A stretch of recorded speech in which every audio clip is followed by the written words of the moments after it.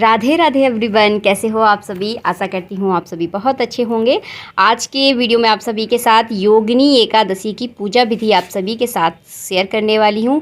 ये एकादशी आषाढ़ के कृष्ण पक्ष में जो एकादशी पड़ती है उसे कहा जाता है योगिनी एकादशी। योगिनी एकादशी व्रत में भगवान श्री कृष्ण के चतुर्भुजी रूप की पूजा आज के दिन की जाती है। तो देखिए, ये है भगवान श्री कृष्ण का चतुर्भुजी रूप। श्री हरि के किसी भी रूप की आज आप पूजा कर सकते हैं। तो देखिए, मेरे पास विष्णु भगवान की चतुर्भुजी वाली मूर्ति है। हो सके तो योगिनी एकादशी में धातु से बनी हुई मूर्ति की ही आप पूजा करें। तो सबसे पहले हम भगवान को स्नान कराएंगे। तो यहाँ पर मैं सबसे पहले शुद्ध जल से भगवान को स्नान करा रही हूँ। आप शुद्ध जल जब चढ़ाएं तो 4 बार आपको जल चढ़ाना चाहिए। उसके बाद देखिए, यहाँ पर मैं गंधोदक स्नान करवा रही हूँ। तो थोड़ा सा मैंने यहाँ पर चंदन पाउडर लिया है, इसमें थोड़ा सा मैं जल मिला दूंगी।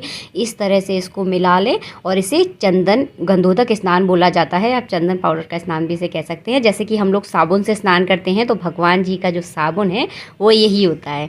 तो इस तरह से देखिए अच्छे से आप स्नान करा दें। उसके बाद देखिए, मैंने यहाँ पर शुद्ध जल से स्नान करा दिया है।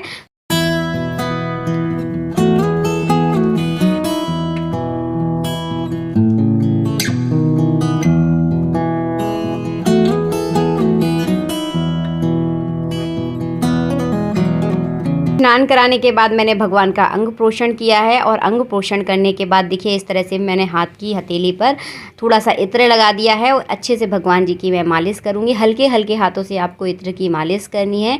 और नीचे मैंने पटा बिछा लिया है। नीचे आप हल्दी से ज़रूर लीप लें, उस पर चौक बना लें। उसके ऊपर देखिए मैंने पटा रख दिया है। पटा पे आप पीले कलर का कपड़ा बिछा लें। इसके बाद देखिए, तिली से आसन दिया जाता है एकादशी की पूजा में। चावल बिल्कुल भी नहीं चढ़ाना है। भगवान जी के दाहिनी और हमेशा दीपक जलाया जाता है घी का। तो यहाँ पर देखिए, मैंने घी के दीपक के लिए आसन दे दिया है। मुँह से घी निकल गया।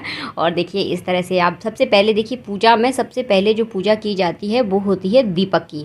तो दीपक की पूजा देखिए विशेष रहती है। वैसे तो देखिए पंचभूत पूजा की जाती है, लेकिन यहाँ पर मैं आपको बिल्कुल सरल तरीका बताती हूँ। और यहाँ पर देखिए, सबसे पहले आप दीपक की पूजा जरूर कर दें। किसी भी पूजा में सबसे पहले दीपक को प्रज्वलित किया जाता है।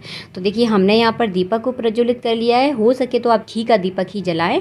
इस तरह से देखिए, एक फूल में मैंने थोड़ी सी चंदन लगा दिया है, थोड़ी सी तिली लगा दें। इस तरह से देखिए, दीपक पर आप चढ़ा दें तो दीपक का पूजन हो जाएगा। उसके बाद भगवान श्री हरि की पूजा आपको करनी है। तो सबसे पहले देखिए, वस्त्र पहनाए जाते हैं।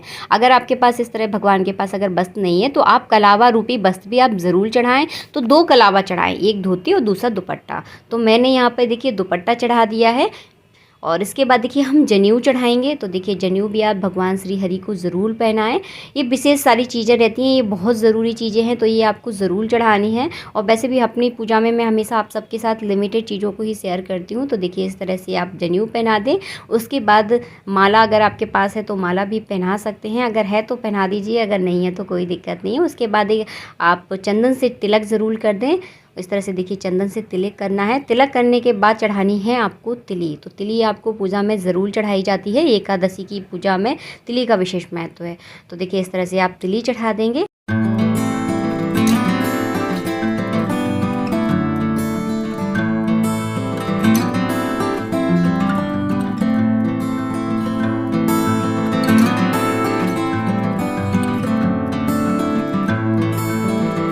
के बाद देखिए, आप फूल हो तो फूल चढ़ा दीजिए। अगर माला आपके पास है तो भगवान जी को आप माला पहना दीजिए। और जो सबसे विशेष चीज़ है वो है तुलसी। तुलसी आपको भगवान जी को ज़रूर अर्पण करना है। हो सके तो इस तरह से देखिए, बीच में जो बाल लगी रहती है जिसे मंजरी बोला जाता है, वो मंजरी लगी हुई तुलसी आप ज़रूर चढ़ाएँ अगर आपको मिल जाए तो। देखिए, हमने यहाँ पर तुलसी देखिए विशेष है। तुलसी ज़रूरी आपको चढ़ानी होती है। तो तुलसी आप ज़रूर चढ़ाएँ, चाहे आपके पास फूल हो या ना हो, लेकिन तुलसी आपको ज़रूर चढ़ानी है। उसके बाद देखिए, एकादशी व्रत की हमने कथा रख ली है।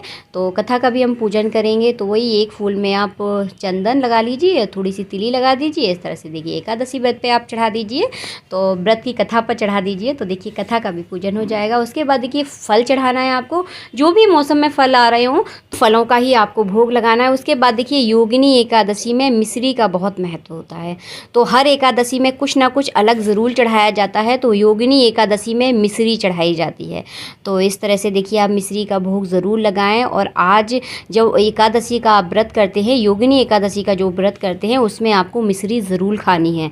तो मिश्री का ही आपको प्रसाद बांटना है, मिश्री का ही आपको भोग लगाना है, मिश्री ही आपको ग्रहण करनी है। और हाँ, भोग में आपको तुलसी ज़रूर डालनी है। तो जितना भी आपने भोग लगाया है सब में तुलसी के पत्ते आप ज़रूर डाल दें। यहाँ पे देखिए जल भी आप ज़रूर रखें, क्योंकि भोग लगाने के बाद जल भी पिलाया जाता है। तो देखिए मैंने एक गिलास में जल भर लिया है, उसमें थोड़े से तुलसी के पत्ते आप ज़रूर डाल दें।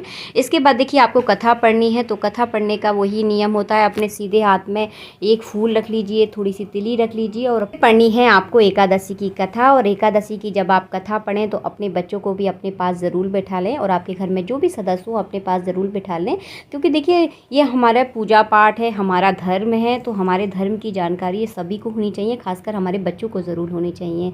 तो छोटी छोटी जो पूजा पाठ है इससे हमारे बच्चों को बहुत कुछ सीखने के लिए मिलता है। तो इस तरह से देखिए फिर कथा पढ़ने के बाद जो फूल आपने हाथ में लिया था वो भगवान श्री हरि के चरणों में ज़रूर चढ़ा दें। इसके बाद देखिए आरती कर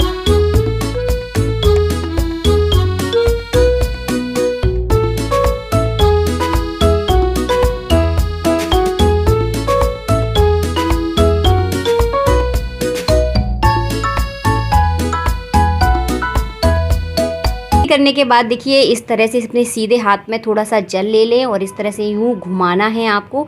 इसे अर्घ देना भी बोला जाता है, आरती ठंडी करना भी बोला जाता है। तो ये विशेष रहता है, इसे आपको ज़रूर करना है।